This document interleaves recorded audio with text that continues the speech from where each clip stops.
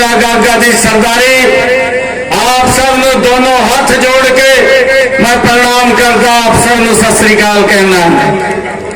साथियों, आज सुबह दिल्ली से सीधा आप लोगों के विचार का मुझे मौका मिले। लहरा गागा की इस पावन पवित्र भूमि पे मैं खड़ा हूं, जो मुझे पटियाला की रियासत का वह गौरवशाली काल याद आज आता है, जब लहरा गागा अपनी अनाज मंडियों और व्यापारिक गतिविधियों के लिए पूरे क्षेत्र में ये क्षेत्र विखाया था। साथियों, ये वो भूमि है जिसने हमेशा अन्याय के विरुद्ध आवाज को बुलंद किया है, लेकिन आज बड़े दुख के नाल ये कहना पड़ रहा है कि इस धरती ने पंजाब को आर्थिक मजबूती देने का काम इस लहरा गागा की भूमि ने किया है। आज वही सरकार की अनदेखी का एक कारण बन रही है और उस अनदेखी के कारण अपनी पहचान एक हो रही है। साथियों, मैं आज लहरा गागा की इस पवित्र भूमि से एक गल जरूर कहना चाहना कि सरकार तो आनिया जानिया रहनिया, लेकिन जो सरकार जनता की बुनियादी जरूरतों को भूलकर केवल विज्ञापनों में चमक रही है, वो खो गई है। उसे सत्ता में रहने का कोई नैतिक अधिकार नहीं है। साथियों, आज लहरा गागा की गलियां, यहाँ के टूटे रास्ते और यहाँ के बंद हुए उद्योग इस बात की गवाही दे रहे हैं कि बदलाव का नारा देने वालों ने इस क्षेत्र को केवल अंधेरे में भेजने का काम किया है। साथियों, वर्तमान शासन की सबसे बड़ी विफलता यहाँ की चरमराते जो स्वास्थ्य और शिक्षा व्यवस्था है।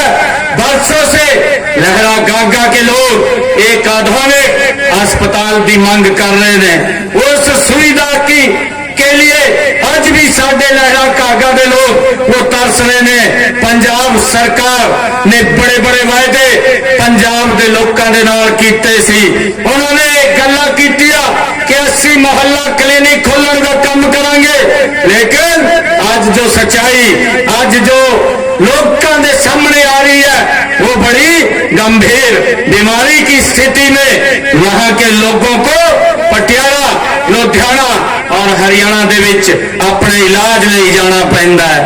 आज पंजाब जनता अपनी बुनियादी जरूरतों के लिए भी आज यहाँ भूख हड़ताल और धरने कर रहे हैं।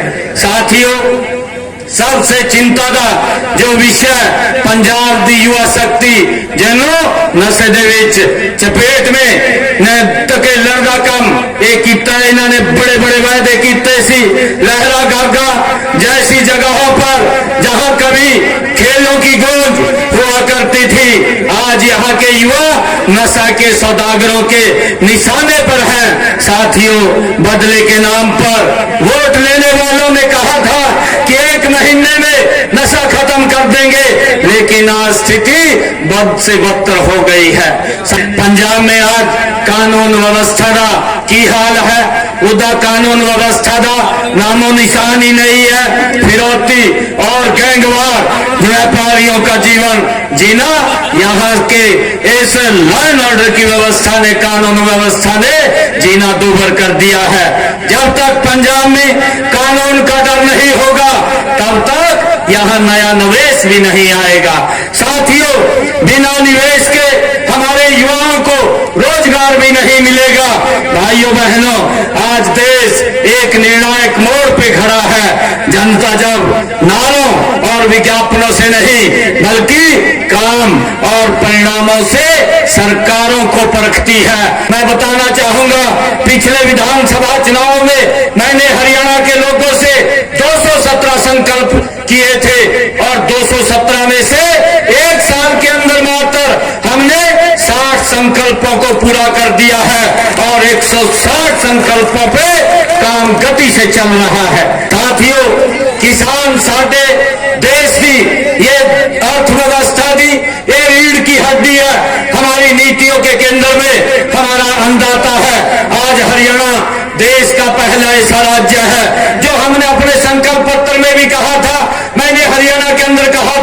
कि मैं हरियाणा के किसान की फसल को पूरी की पूरी फसल 24 की 24 फसल को एमएसपी पर खरीदने का काम ये हमारी हरियाणा सरकार करेगी। साथियों, मैंने उसका नोटिफिकेशन किया। आज हरियाणा के अंदर ये देश का पहला राज्य ऐसा है जो हरियाणा अपने किसान की 24 फसलें एमएसपी पर खरीदने का काम हरियाणा सरकार कर रही है। साथियों, मैं आप लोगों को बताना चाहता हूं, मेरा किसान अगर फसल लेकर के मंडी में पहुंचता है तो मंडी के अंदर मात्र 48 घंटे में उसके खाते में पैसा पहुंचाने का काम ये हरियाणा सरकार कर रही है। मुझे खुशी है बताते हुए, हमने इसको जब से लागू किया है तब से लेकर के आज तक 12 लाख किसानों के खाते में 1,64,000 करोड़ रुपया हमने पहुंचाने का काम किसान के खाते में किया है। साथियों, मैं बताना चाहूंगा कि हमने हरियाणा के अंदर जो हमारी माताएं बहनें हैं जिनकी पारिवारिक आय 1,80,000 रुपए है, आज भी उनको 500 रुपए का गैस का सिलेंडर उनकी रसोई में पहुंचाने का काम ये हरियाणा सरकार कर रही है। साथियों, अगर मेरे किसान की फसल का खराबा होता है उसके खराबे का पूरा मुआवजा देने का काम हरियाणा सरकार कर रही है। साथियों, मुझे खुशी है हरियाणा के अंदर 1.5 करोड़ लोगों को आयुष्मान कार्ड हमने दिया है और 27 लाख लोगों ने इस योजना के तहत अपना इलाज कराया है। हरियाणा सरकार ने 4,500 करोड़ रुपया उनके इलाज का देने का काम किया है। साथियों, यहाँ की सरकार जो आम आदमी की सरकार है, साथियों इन्होंने वायदा किया था कि हम पंजाब के अंदर हर जिला में मेडिकल कॉलेज खोलेंगे, परंतु मैं आज इनको पूछना चाहता हूं, लहरा गागा की इस पवित्र भूमि से मैं पूछना चाहता हूं कितने मेडिकल कॉलेज आपने खोले हैं, बताने का काम करे। हमारे हरियाणा के अंदर हमने भी कहा था कि हम हरियाणा के हर डिस्ट्रिक्ट में मेडिकल कॉलेज खोलेंगे। 15 मेडिकल कॉलेज हमने फंक्शनल कर दिए हैं और बाकी पे काम चल रहा है। साथियों, सरकार केवल केंद्र पर दोष, केंद्र के अंदर कमियां निकालने का काम ये भगवंत मान और केजरीवाल का है।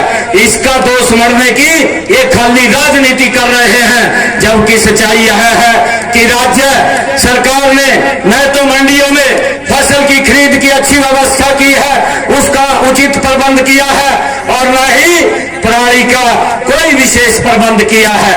साथियों, मैं आपको बताना चाहता हूं, हमारी हरियाणा सरकार अगर मेरा किसान खेत के अंदर हमने उनको सब्सिडी के ऊपर पराली को इकट्ठा करने के लिए इंस्ट्रूमेंट दिए हैं और बायोगैस प्लांट हरियाणा के अंदर लगे हैं, वो अपनी पराली को खेत से वहां बेच सकता है।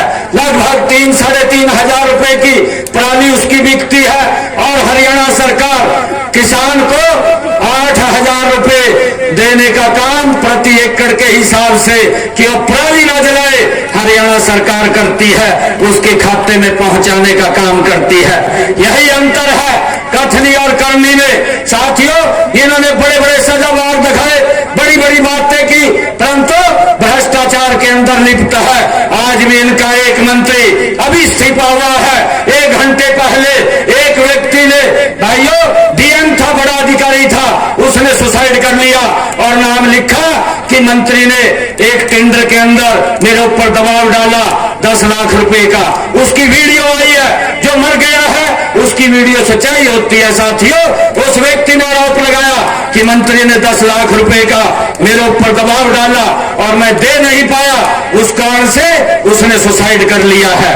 साथियों, ये सरकार ये भ्रष्टाचार के अंदर लिप्त है। जो रंगला पंजाब की बात करती थी, आज इसने कंडला पंजाब बनाने का काम ये इस आम आदमी सरकार ने किया है। साथियों, मैं आप लोगों से ये अपील करने के लिए आया हूं कि आने वाले समय के अंदर हम मिलकर के पंजाब को एक विकसित पंजाब आदरणीय मोदी जी के नेतृत्व में हमने मिलकर के बनाना है। आप पड़ोस के अंदर हरियाणा में देख रहे हैं आदरणीय माननीय मोदी जी के नेतृत्व में हमारी सरकार निरंतर गति से काम कर रही है। और साथियों, इन्होंने युवाओं को जो वायदे किए थे युवाओं से कि हम रोजगार देंगे, परंतु रोजगार के नाम के ऊपर इन्होंने कुछ भी नहीं किया। मैंने तो पिछले दिनों कहा था कि आप एक श्वेत पत्र जारी करके बताइए कितने युवाओं को रोजगार दिया। साथियों, मैंने इस साल के अंदर हरियाणा में इसी साल में 37,000 युवाओं को मैंने रोजगार बिना पर्ची बिना खर्ची के देने का काम किया। और पंजाब की इस पवित्र लोगों के बीच में ये गुरुओं की भूमि है, ये गुरुओं की भूमि जो हमारा मार्गदर्शन करती है। साथियों, मैं आपको विश्वास दिलाता हूं, आप नरेंद्र मोदी जी के नेतृत्व के अंदर आप यहां पर कमल के फूल की खेती करिए। जो योजनाएं हरियाणा के अंदर चल रही है वो सारी की सारी योजनाएं वो पंजाब के लोगों को भी मिलनी शुरू हो जाएंगी। साथियों, इन्होंने अपने घोषणा की थी कि हम बुजुर्गों को 1500 इनको पेंशन मिलती है, 2500 रुपए देने का काम करेंगे। मैं आज मान सरकार को पूछना चाहता हूं, आपका अंतिम बजट भी चला गया परंतु आपने बुजुर्गों को यह पेंशन बढ़ाने का काम नहीं किया। मैं हरियाणा के अंदर बताना चाहता हूं, हमारी सरकार बुजुर्गों को 3200 रुपए महीना देने का काम हमारी सरकार कर रही है। और यहाँ की सरकार जिन परिवारों की इनकम 60,000 रुपए है, ऐसे परिवार के बुजुर्गों को 1500 रुपए देने का काम करती है। मेरे हरियाणा के अंदर जिन परिवारों की इनकम 3 लाख रुपए है, ऐसे परिवारों के बुजुर्गों को 3200 रुपए देने का काम करती है। की बीमारी है या हार्ट की बीमारी है, साथियों, ऐसे लोगों को भी हमारी सरकार 3200 रुपए महीना उनको पेंशन देने का काम हरियाणा सरकार कर रही है।